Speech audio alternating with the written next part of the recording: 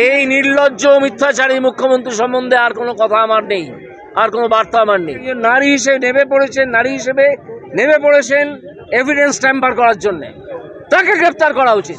আমি তো বলছি সন্দীপ ঘোষ আরেক ধরনের ভাইপো, দেখুন না, ভাইপো দত্ত আরেক ধরনের ভাইপো। খোঁজ 356 ধারা প্রয়োগের কথা বলছি, দাবি করছি, আবেদন করছি প্রধানমন্ত্রী এবং আমাদের স্বরাষ্ট্রমন্ত্রীর কাছে এবং রাজ্যপালকে বলছি সেই মর্মে রিপোর্ট পাঠাতে। কারণ এই স্টেটে একজন কর্মে রত ডাক্তার, তিনি রেস্ট নিচ্ছিলেন একটা রুমে, তাকে সেখানে রেপ করা হয়, খুন করা হয় এবং অন্তত 1, 2, 4 জন বা 5 জন মিলে এটা করেছে। আপনারা একবার ভাবার চেষ্টা করুন, যে মুহূর্তে মেয়েটি ভাবছে, বুঝতে পারছে যে আমায় মেরে ফেলা হচ্ছে, তার মধ্যে কি আতঙ্ক কাজ করেছিল, কি অসহায়তা কাজ করেছিল। একবার 1 সেকেন্ডের জন্য হলেও ভাবুন। সঞ্জয় ধনঞ্জয় এসব বলতে চাই না, কিন্তু আমি যেটা বলতে চাই সেটা হচ্ছে এই যে ছেলেটিকে ধরা হয়েছে, তার শরীরের কোনো পরীক্ষা করা হয়নি। ডাক্তারি পরীক্ষা করা উচিত ছিল যে তার শরীরে কোনো কাট মার্ক আছে কিনা, কোনো কামড়ে দেওয়ার দাগ আছে কিনা, কামড়ের দাগ আছে কিনা, কোনো আঁচড়ের দাগ আছে কিনা। কিন্তু প্রথমেই গিয়ে আদালতে বলবে যে হুজুর, তাকে তো ডিফেন্স সাপ্লাই করে দিয়েছে police. Defence already has been supplied so that he cannot be convicted. Defence supply করে দিয়ে সে দাঁড়িয়ে প্রথমে একটা কথাই বলবে তার উকিল, যে একে যে ধরেছে, কোনো নারী যদি আক্রান্ত হন এইভাবে, তার প্রথমেই ন্যাচারাল রিয়াকশান যেটা হয় সব মামলায়, যেটা দেখা গেছে ধর্ষণের, যে ধর্ষণ করছে তার গায়ে আঁচড়, কামড় বা অন্য আঘাতের দাগ থাকে। এর গায়ে কোনো আঘাতের দাগ আছে? আজ পর্যন্ত সেই ছেলেটির কোনো রকম ডাক্তারি পরীক্ষা হয়েছে বলে আমরা শুনিনি। পুলিশ কিচ্ছু ডিসক্লোজ করছে না, আসল জিনিসগুলো ডিসক্লোজ করছে না। স্যার, পদত্যাগের 4 ঘন্টার মধ্যে সন্দীপ ঘোষকে আবার দায়িত্বে ফেরানো হলো। এতটা প্রভাবশালী সন্দীপ ঘোষ।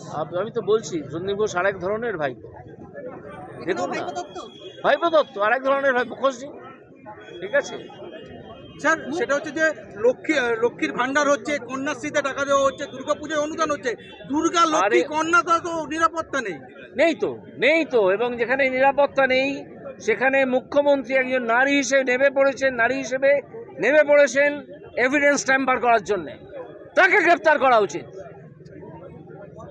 আজ আমি যদি এই মামলার দায়িত্বে থাকতাম বিচারপতি হিসেবে, আমি প্রথম অর্ডার দিতাম মুখ্যমন্ত্রীকে গ্রেপ্তার করো এবং তাকে জেরা করতে শুরু করো। তিনি করছেন, তার নেতৃত্বে এইসব হচ্ছে।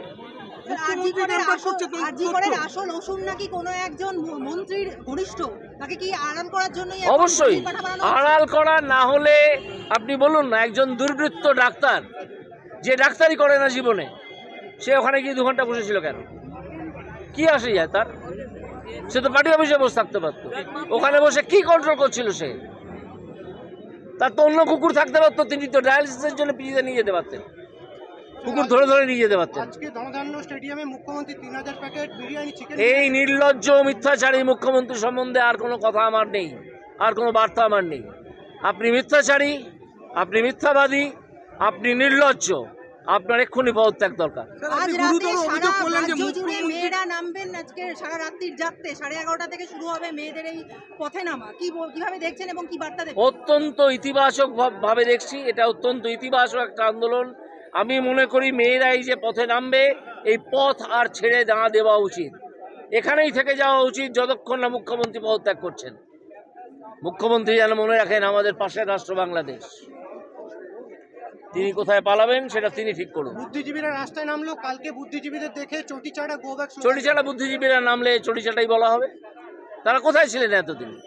এত ঘটনা ঘটে গেছে, আজকে হঠাৎ নিজের মুখ দেখানোর জন্য টিভি ক্যামেরায় নিজের মুখ দেখার জন্য, আমি বেঁচে আছি, অস্তিত্ব আছে, এটা দেখানোর জন্য নেমে করেছেন। কোথায় সেই জয় গোস্বামী যিনি লিখেছিলেন অবিচার যত দূরে প্রতিবাদ তত জোরে? কোথায় সেটা? কোথায় সেই জয় গোস্বামী? আমার অত্যন্ত প্রিয় কবি, কিন্তু কোথায় সেই জয় গোস্বামী? কোথায় তার লেখা?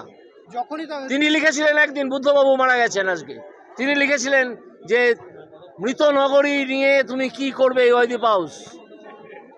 সে লেখা আজকে কোথায়? কোথায় তার কলম? কোথায় তার কণ্ঠ? কেউ নেই।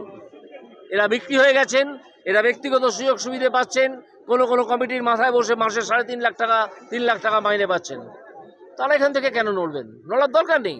সাধারণ মানুষ উঠে আসবে, সাধারণ মানুষ উঠে আসছে, তারাই আজকে নতুন বুদ্ধিজীবী। স্যার, শহর জুড়ে যেভাবে সিভিক ভলেন্টিয়ারদের দাপট বেড়েছে, আজকে কি মনে হচ্ছে যে সত্যি সিভিক ভলেন্টিয়ার দরকার? সিভিক ভলেন্টিয়ারের কোনো দরকার নেই, পুলিশে নিয়োগ করতে হবে, সিভিক ভলেন্টিয়ার পোস্ট অ্যাবলিশ করে দেওয়া দরকার। তো পুলিশ কি স্বার্থ? হ্যাঁ, পুলিশ কি স্বার্থ?